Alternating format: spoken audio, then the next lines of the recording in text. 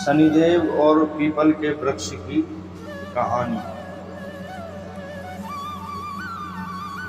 शमशान में जब महर्षि दधीचि के मांस पिंड का दाह संस्कार हो रहा था तो उनकी पत्नी अपने पति का वियोग सहन न कर पाई और पास में ही स्थित विशाल पीपल वृक्ष के कोटर में 3 वर्ष के बालक को रख स्वयं चिता में बैठ सती हो गई।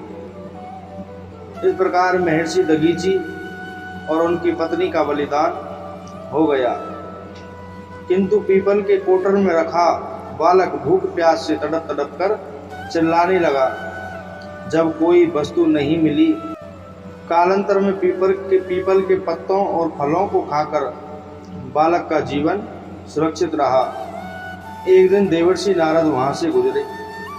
नारद ने पीपल के कोटर में बालक को देखकर उसका परिचय पूछा। नारद ने पूछा, बालक तुम कौन हो? बालक ने कहा, यही तो मैं जानना चाहता हूं कि मैं कौन हूं। नारद ने फिर पूछा, तुम्हारे माता पिता कौन हैं? बालक ने फिर जवाब दिया, यही तो मैं जानना चाहता हूं कि मेरे माता पिता कौन हैं। तब नारद ने ध्यान लगाकर देखा। नारद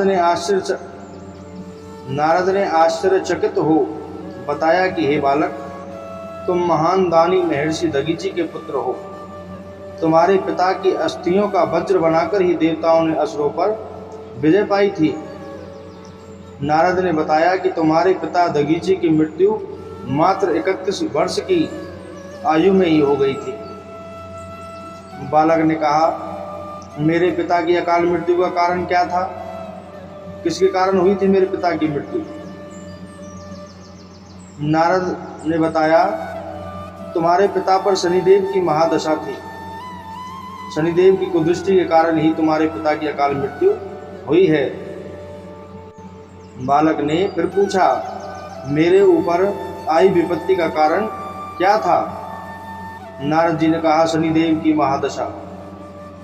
इतना बताकर देवर्षि नारद ने पीपल के पत्तों और गोंदों को खाकर जीने वाले बालक का नाम पिप्पलाद रखा और उसे दीक्षा दी। नारद के जाने के बाद बालक पिप्पलाद ने नारद के बताए अनुसार ब्रह्मा जी की घोर तपस्या कर उन्हें प्रसन्न किया। ब्रह्मा जी ने जब बालक पिप्पलाद से वर मांगने को कहा तो पिप्पलाद ने अपनी दृष्टि मात्र से किसी भी वस्तु को जलाने की शक्ति मांगी।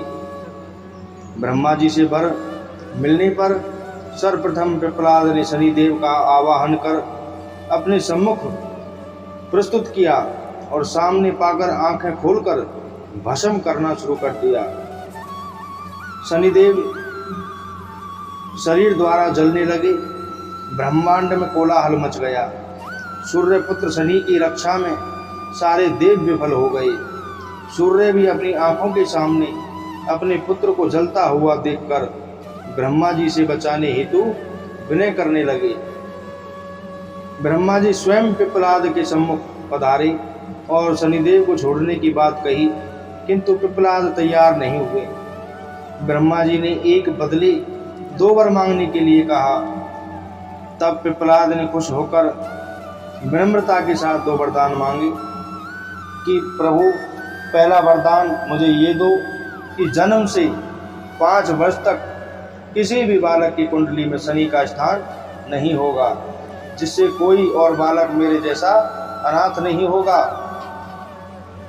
मुझ अनाथ को शरण पीपल वृक्ष ने दी है, अतः जो भी व्यक्ति सूर्य उदय के पूर्व पीपल वृक्ष पर जल चढ़ाएगा उस पर शनि की महादशा का असर नहीं होगा। ब्रह्मा जी ने तथास्तु कहकर वरदान दे दिया। तब पिप्पलाद ने जलते हुए शनि को अपने ब्रह्मदंड से उनके पैरों पर आघात करके उन्हें मुक्त कर दिया, जिससे शनिदेव के पैर क्षतिग्रस्त हो गए और वे पहले जैसी तेजी से चलने लायक नहीं रहे।